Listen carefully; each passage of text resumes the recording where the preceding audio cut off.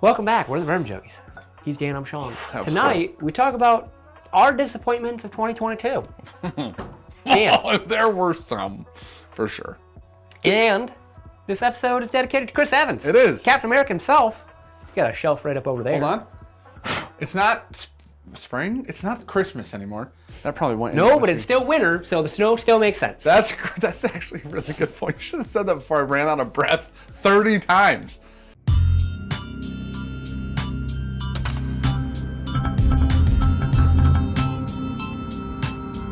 The people that bought these shelves behind us helped in the fundraiser for building this building. Yeah, Chris, all of this. Well, Robert Reinhardt, if you watch this video, will you just freaking get a hold of us so we can remove the nutcracker from your shelf?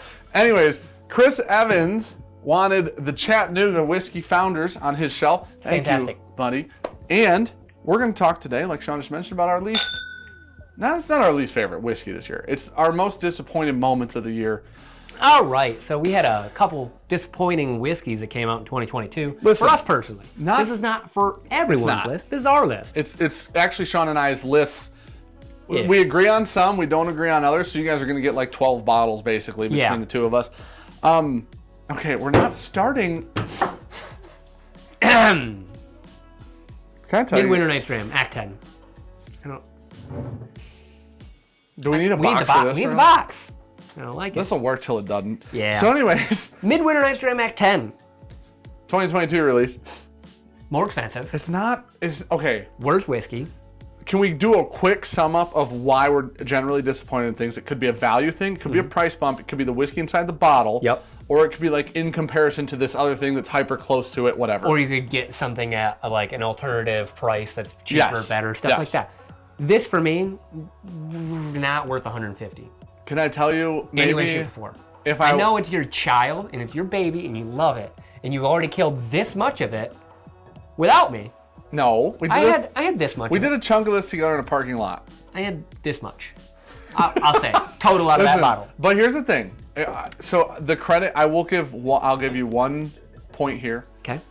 I think our money would have been better off spent. Not that I'm happy we have this.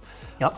I bought it back. Anyways, I think our money I bought it out of it's in my bunker. I bought it. So anyways, our money would have been better spent on a 4-gate Peri Peri, 100%, which is like 115 proof, yep, port finished MGP rye. And we had it during Advent, and it was amazing. It was really good. And mind you, I thought it was midwinters. Yeah. Everything's getting way too expensive in whiskey, and they just keep jacking that price up, and it's just too much. Constellation took over High West. I still like High West. Burr Rye, we found out in a blind, is actually still phenomenal. Yep. It was my favorite. Burr Rye is now 125. It used to be 80. Oh, man. It's a bummer. I'm sad about it. I'm going to be honest. What's your first bottle? My first bottle? Going with the Remus, huh? Remus 6. Yeah. More expensive. More expensive than 5. Yeah. 5 was one of the... 5, literally, we're talking first to last type shit. 5 was amazing. 5 was one of the most phenomenal bottles of whiskey in 2021. And it was still at like $80 and it was $80 and kind of findable. And this was almost the exact same... This was younger, unfortunately. Blend, but all younger whiskey than 5. Yeah. So this went up to about $100, give or take.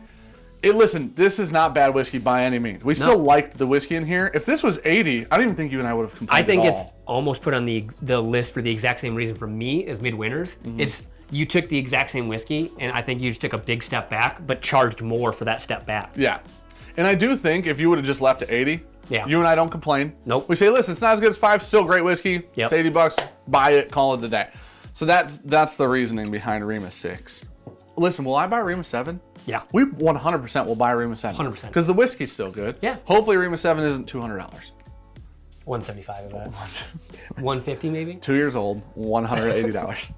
All right. You know what? I'll keep up some stuff. I got a Burr Rye here. This was expensive. This was $150, I think. Also, something like that, yeah. For a what was this? A 6 and a 10 year, I believe, blend. We're Burr Rye fans. Ourselves. Yep, 10 and 6 year. 104 proof. Got the making of everything that I love in a Burr Rye. Fortunately, it's just not worth the money. Can I tell you what it should have been? A 6 and a 9 year. I don't know if that would help, buddy. It would have. Because it would have said 69. I'd rather buy several bottles of Lost Monarch. Yeah. The not the cast strength, just the regular even Lost the cast strength, actually, Yeah, that was 70. Yeah, you could have bought two of those. I would say that Lost Monarch cask strength is pretty equivalent to this bottle of whiskey. I would have rather just had 3 bottles of regular, or 4 bottles of regular Lost Monarch. 5. I'd way rather have that much Lost Monarch. And I was, honestly, this is actually one of the bottles that I was most looking forward to this year because Sean and I like Burrise a lot, and it was like, dude, a Willet Burrise, that'll be really cool. And it smells good, it really does. If this were, again, if this were 80, well, no complaints, not a single one. Because this, as a curated project, feels like it's falls short of the $150 price tag. Everything was $1 million this year, guys. It's annoying. $1,000,002. Okay, next bottle. Why'd you take my bottle? I was just setting it down for you. Oh, that's the one you're gonna go with? I'm going with this one. Listen to me right now. Sean and I have never had our hopes higher on $20 whiskey ever than this year. Yeah, that's because true. we liked early times, but it's available. It's all around, whatever. Yeah. This was hard to find, and it was $20. The company this comes from. And it was terrible. Yeah. It was awful, dude. This whiskey, you went with specifically bottle and bond. Yeah. I thought you might go with small batch. So small batch was awful, but here's the thing. I'm going to give them a pass on small batch. Fair. It's the cheapest one. It's whatever. This is... You had higher hopes for bottle and bond. Bottle and bond. You want to put the quality mark of because bottle and bond. Because you love 1792 bottle and bond. It's one of the greatest 1792s of all time. Yep. This can actually just represent all of them. Bottled and bond was bad, and single barrel was not good. Decent at best. And single barrel was like in Michigan was like $40 or $50. Yeah. This is a liter. So it is more whiskey, and it is still relatively cheap. This is a Kirkland bottled and bond, if you're wondering. I don't think we said that. But yeah. Barton sourced, so we were hoping the 1792, which is also Barton, would match up. They don't match. No. If you like one, do not expect to have the same flavor profile. These are nuttier, harsher, younger. Like everything about it feels younger and just not aged and blended as well. If you like Jim Beam, you'd like the entire Costco line. I think that's what we dialed everything into. It doesn't taste like Barton. Yeah. That's the problem. Yeah. This is the first one that wasn't a price problem for us.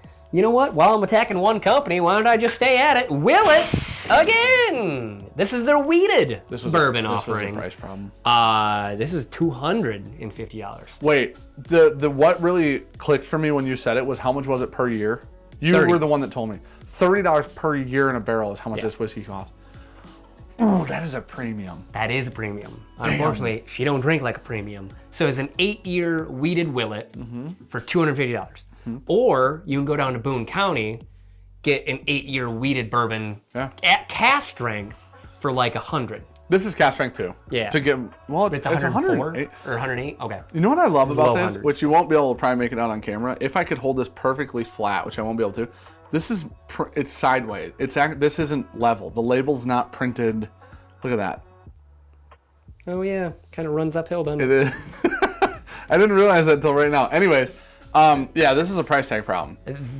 Can I tell you price tag and a half? Can I tell you what it feels like though? Because I think that. Give me your money. Yes. Oh. This feels like that though. Yeah. This feels like we just hit this point in the market where they're like, we can just release anything for $250. This is our first Willet Purple Top that we've ever owned.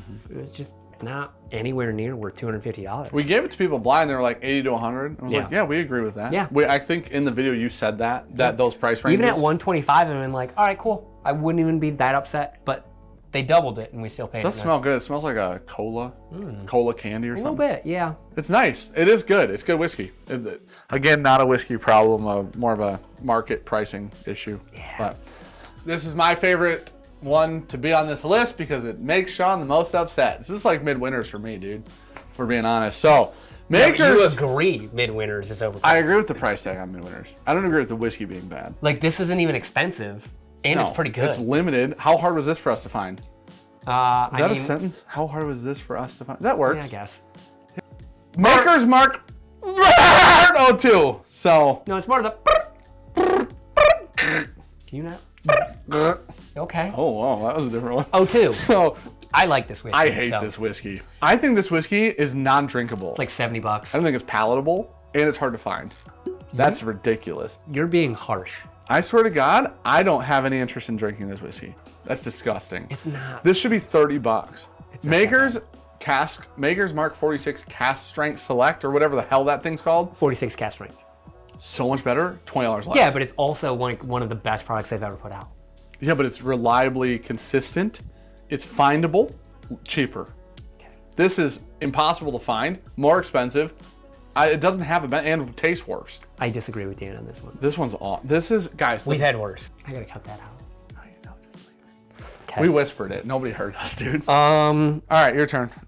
You know what? I You're might just keep it on the price tag thing. Listen, this whiskey's phenomenal.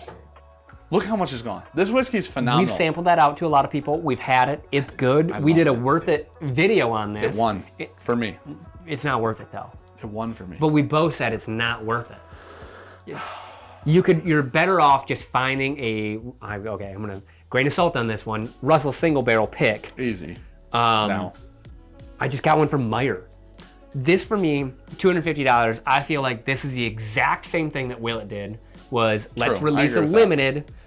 Let's see what people pay for it. I agree. Other limiteds are going for $250. Cool. It's $250. Thank you for your money. $250 this year seemed to be like let's market to $250 and see what happens. And this is another one it's buzzwordy. It's single Rick. Okay, this is a little buzzy. Okay, almost all of like the Buffalo Trace stuff you could call single Rick. Like, I think actually most of the whole market you could call the first several Virtue releases for single Rick for the foreseeable future. Single Rick. We could call them single. That's gonna be the next E.H. Taylor single Rick. Okay, they all are. They only have one warehouse for that. Here's the thing. I'll give you that. I do agree on the from the marketing standpoint. It is like buzzwordy. Now, this tastes like dusty whiskey to me, and that's why I liked it so much. It actually is super off profile. Neither Sean nor I thought that was the Russells in the blind we did. We thought the Knob Creek was the Russell. So, anyways, I think that whiskey's fantastic. I do think it's too much money, but I did enjoy it. Now, this one. Yeah. We can agree on because... I do agree on that one. Somebody sent Sean and I a sample. There was a Jack Daniel's bottled and bond 100 proof whiskey that was a travel exclusive like a year or two ago. It's so good. Sean and I got the sample. We drank it on a live stream and we were like, what is this? We were like, that's one of the best phenomenal. Jack Daniels we've ever had. Ever. So like, literally, if you just exclude Coy Hill, it's probably the best Jack we've had. Yeah. And so... And it was like $40 or $50, but it was a travel exclusive, so you had to buy an international plane ticket. Yep. Unfortunately, so this comes out. Sean and I are like, oh my gosh, the Bonnet Jack's amazing. We have this, and it's not that it's bad. It's not undrinkable, none of that. It's just not the same whiskey. No. But it's almost the exact same label. It has the same wording, still bonded or bottled in bond, and it tastes. This is just more of like a base. Tobacco spitter. Yeah. It's really tobacco-y. It's pretty banana-y now. Plantation-y maybe? Yeah, it smells youthy, tobacco, spicy. I don't like that. It's not that it's bad. I like this more than Sean did. I think it does suit their flavor profile. I just was so excited because they'd already released a bonded product on the market. All right, next one. Oh, you're running out. This is going to be just for me. This is painful for Sean. You want to know what makes this much worse? Can I tell you? Advent. So, early times bottle and bond, Sazerac. Me and Dan had early times bottle and bond in Advent blind. We had the plastic cap. I called it Parker's Heritage, and Dan called it a Boone County 12-year. MGP. So we both thought it was amazing whiskey when we had it blind. We both thought it was ultra aged. And I tell you what, I'm glad I have a case of it in my basement still, because that stuff's amazing. I had some on Christmas of a plastic cap. And it was still good. It's like, this is such good whiskey. There's like 4 of them on Sean's desk in the office too. Sean has so much early times bottle and bond. Good, because it's amazing. And I'll keep drinking it. It was really good. Because it was a $24 crusher. That thing batted so high out of its shoes. It was amazing. This became sharp, very stringent, blended terribly. I hate everything about this. I hate you, Sazerac, for what you did to this. Oh, that's maybe. There goes our pick this year. It's fine. Maybe in the future, who knows? It could come back. Maybe they get some different blending going on in the next batches. They figure it the fuck out. But right now, this is awful. So, almost my last bottle. Thought you lost her, buddy. No, dude, caught with a finger, literally. Thought you lost her. Moss of Randy. Elijah Craig A. Elijah Craig A122. Let's throw that out there. You guys get it. Yeah. It smelled like permanent markers. Yeah, and we thought, it's kind of gone away the longer it's been sitting there, I thought. We had somebody else's. Somebody else sent us one. That didn't have it. They had it. Yeah. And then someone else sent us one that they didn't have it. Porter sent us one, we blinded it really high. So like there was this weird batching issue with A122. We're going to judge it on the one that we've had multiple of, having that like permit marker, Sharpie. No, it's really, really sharp. It's astringent. and it kind of attacked your tongue. With, smells like chemicals. Yeah. Yeah. Like a little bit of acetone. Yeah. I don't know what it was, but it is not great. This is we one of the pretty ones much gave away that much of a bottle to people to try. Yeah, and everybody's like, wait, you just give it 2 weeks, and it goes away, and then we give it 2 weeks. Hell, we've given Still it there. 4 or 5 months, Yeah, and you it's can like, smell dude, it. it still exists, and the problem isn't that it even exists. The problem is it's overwhelming there. We could have just got a tainted bottle. I have no idea, but we know that other people got tainted bottles as well. Yes, we've tasted it if in other people's if that's a bottles. tainted bottle. So that one, I mean, ECBP we still have. We love ECBPs. We still love them. We'll still buy them when we see them. It was weird though, man. 2 bottles left on the list. One that's specific to my list. One that I'm just going to throw Sean under the bus and say is specific to him. Make me say it. We never did a review on. I'm a fangirl, so let's just keep that in mind. We bought it and then Paid for said, we're not going paid $80 to for put it. out a hit film on this. So Yeah, we paid $80. it's, all right. Dan, what's yours? It's, mine is my least favorite committee release Ardbeg ever. Hidden Barn Batch 1 is what we have. It's Batch 1. We've also tried Batch 2, though. We paid $80 for it. Here's the thing. That was not worth $80. Sorry. I Listen. just don't think we're a big fan of Neely's distillate. No, there's an explanation for this. Okay. Here's the thing. I don't have a problem with this moving forward. This bottle, for me, the reason that much is gone is because we let people drink it when they come over. I don't think that this is anywhere near worth $80, and I didn't like it at all. That being said, maybe in the future, I've heard that Hidden Barn is now sourcing from a ton of different places, not only Neely. That might be the fix. Dude, I just think you could give the best blender on planet Earth All of that with 10 bad barrels, and they can't make magic out of it. The problem is, you put it out, you said it was good. It's not good, in most people's opinion, I would say. It also kind of taints your reputation going forward Guys, this on is your newer first releases release. because this is Batch 1. You've got to make a statement with it, and the statement for us was kind of underwhelming. This doesn't have to be King Kentucky. This doesn't have to be the best whiskey we've ever had. No. I'm the biggest Jackie fan. I will always be. I will. I think she's incredible. I think she's phenomenal. So take it off screen. I love Ardbeg committee releases so much. How's your $200 bottle there? This was so much money. I paid so much for this Hypernova. This is the most recent committee release. This is Ardbeg Hypernova. I was so excited for this bottle of whiskey. You were. Out of the last 6, this is my least favorite. Dan found it when we were doing our, what was that, $200? $100 whiskey collection? $200. Oh yeah, and I paid $225 for it. Oh. Yeah. So you paid more on that one bottle than that entire collection. That's a good point, and all of those are better. Good. I'd rather have. This isn't bad whiskey. It's the worst committee collection. For $225, it's the worst. Here's the problem. If I'm being completely honest, Corey Racken's better, and that's like 80. Oh yeah. And that's not a limited. Yeah, that's I was gonna say, consistent. it's a normal release. Committee releases are often really good. The Ardbeg, the Pirate one's one of my favorite ones that have come out since I've been collecting them. Really I have good. like 2 or 3 of them. I have 2 bunkered, I think. This Seems like an issue. It does. It feels like an issue too.